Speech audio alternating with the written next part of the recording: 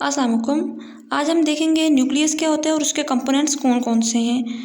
Nucleus के main components तो nuclear membrane हो गई, न्यूक्लियोलस हो गया, nucleoplasm, nuclear lamina, different components होते हैं। आज हम कुछ को देखेंगे और कुछ को नेक्स्ट वीडियोस में देखेंगे।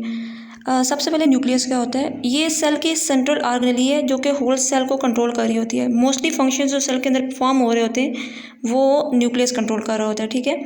उसके बाद इसको डिस्कवर किसने किया था? रॉबर्ट ब्राउन ने 1831 सबसे पहले न्यूक्लियस को डिस्कवर कर लिया था, ठीक है। इसके बाद हम इसके कंपोनेंट्स में आते हैं। इसके कंपोनेंट्स में न्यूक्लियर मेम्ब्रेन है, न्यूक्लियोलस है, न्यूक्लियोप्लाज्म है और क्रोमोसोम्स है, ठीक है।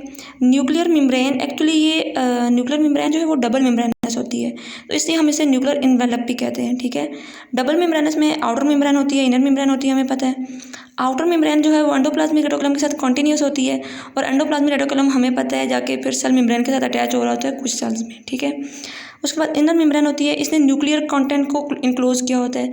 न्यूक्लियर कंटेंट में न्यूक्लियोप्लाज्म हो गया, डीएनए आरएनए हो गए, इसके अलावा न्यूक्लियोलस हो गया, न्यूक्लियर लेमिना न्यूक्लियर कंटेंट में हम इंक्लूड करते हैं। उसके बाद है न्यूक्लियर पोर्स। न्यूक्लियर पोर्स क्या होता है? एक्चुअली न्यूक्लियर मेम्ब्रेन में, न्यूक्लियर इन्वेलप जिसे हम कह रहे हैं, वहाँ पे पोर्स होते हैं, ठीक है, जो कि कुछ मटेरियल को अंदर आने देते हैं, कुछ मटेरियल को बाहर जाने देते हैं। बाहर साइटोप्लाज्म में क्या क्या जा सकता है, जैसा कि आरएनए बाहर जाता है थ्रू दीज पोर्स। आरएनए बाहर जाके क्या होगा, राइबोसोम के साथ अटैच होके ये बनाएंगे प्रोटीन्स। इसी तरह बाहर से अंदर न्यूक्लियोटाइड्स आ सकती हैं, ठीक है, और डिफरेंट इंजाइम्स, डिफरेंट रिसेप्टर्स अंदर आ सकते हैं, ठीक है। उसके अलावा हम देखते हैं न्यूक्लियोलस क्या होता है। Nucleolus actually darkly stained region है, ठीक है, darkly stained region without any membrane, ठीक है। इसकी कोई मेम्ब्रेन नहीं होती, सिर्फ डार्कली स्टेन्ड रीजन होता है, तो साइंटिस्ट ने इसे न्यूक्लियोलस का नाम दिया, ठीक है। और न्यूक्लियोलस में क्या प्रेजेंट होता है? इसके अंदर राइबोसोमल डीएनए होता है जो कि आरएनए बना रहा होता है, राइबोसोमल आरएनए, ठीक है।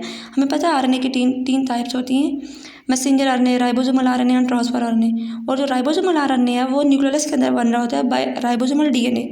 हमें पता है राइबोसोमल डीएनए से जब आरएनए बनता है तो इस प्रोसेस को हम क्या कहते हैं?